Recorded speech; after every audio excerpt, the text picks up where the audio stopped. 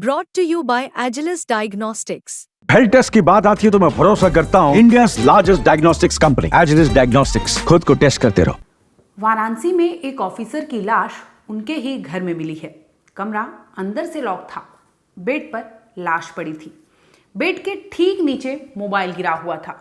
इसके साथ ही जो कमरे का सामान था, ये सारी अपनी अपनी जगह थी, जिसे देखकर इतना सस्पेंस क्रिएट हो जाता है कि मौका वारदात पर पुलिस को बुलाया जाता है।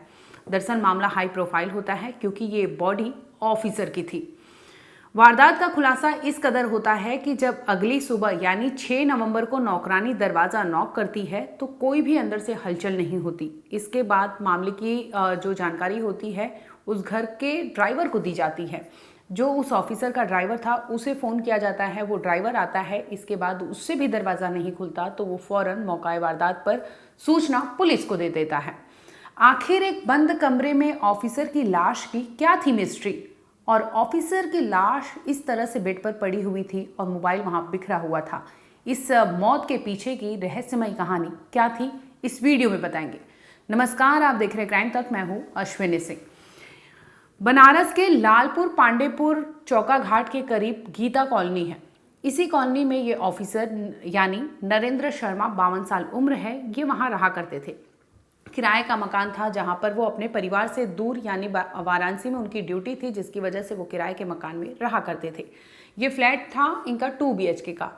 ऐसा चश्मदीदों का कहना है कि इस फ्लैट में पहले उनके परिवार भी रहा करते थे, लेकिन कुछ ही समय हुआ क्योंकि उनकी पत्नी जो है वो टीचर थी, जिसकी वजह से वो मथुरा में चली गई और मथुरा में अपने जॉब के लिए वो अपने बच्चों के साथ वहीं रहती थी। बच्चे उनके जो थे वहीं पढ़ा करते थे और नरेंद्र शर्मा जो है वो यहाँ बनारस में तैनात थे, जो ड्यूटी कर रहे थे।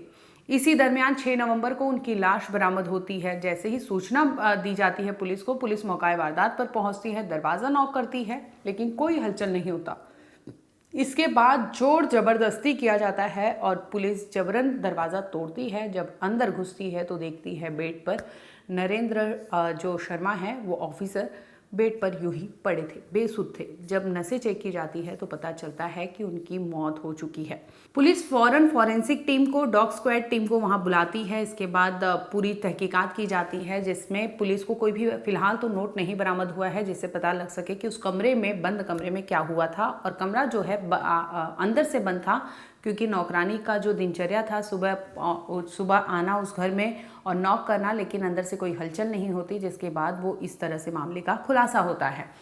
दूसरी ओर बता दें कि पुलिस फौरन डेड बॉडी को लेती है वहाँ से और हॉस्पिटल में भेज देती है ताकि पोस्टमार्टम रिपोर्ट आ सके।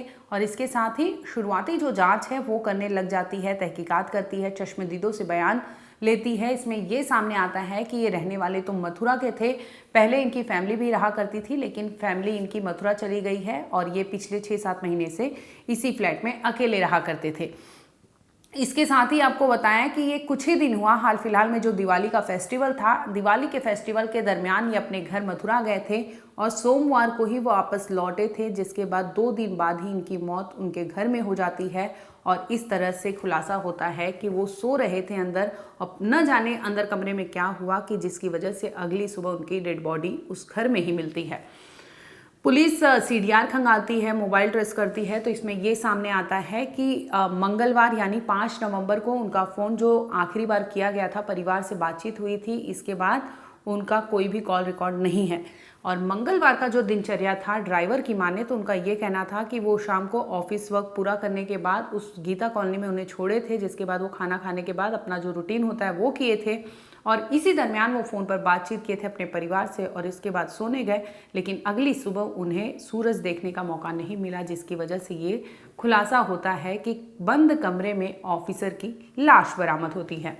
आपको बता दें कि नरेंद्र शर्मा जो है पहले प्रयागराज में इनकी ड्यूटी थी, इसके बाद इनका ट्रांसफ़र हो जाता है बनारस में। बनारस में ये पहले परिवार के साथ रहा करते थे गीता कॉलोनी में, लेकिन कुछ दिन पहले से इनका परिवार मथुरा चला गया था, जिसके बाद ये अकेले उस घर में रहा करते थे। दिवाली के अवसर पर वो घर भी गए थे, लेकिन जब वो लौटते हैं तो 2 से 3 दिन के अंदर ही उनकी लाश अब फिर से उनके घर जाएगी। फिलहाल जो जांच है, शुरुआती रिपोर्ट जो सामने आए हैं, उसमें ये अंदेशा लगाया गया है, ये जानकारी पुख्ता नहीं है कि हो सकता है कि ये मौत हार्ट अटैक से हो, लेकिन पुलिस डॉग स्क्वाड की टीम भी वहां लाई थी, फॉरेंसिक टीम भी लाई थी। तो अगर इस एंगल से देखें तो हो सकता है कहीं ना कहीं दाल में कुछ काला हो, जिसकी वजह से तमाम तहकीकात वहाँ की जा रही है।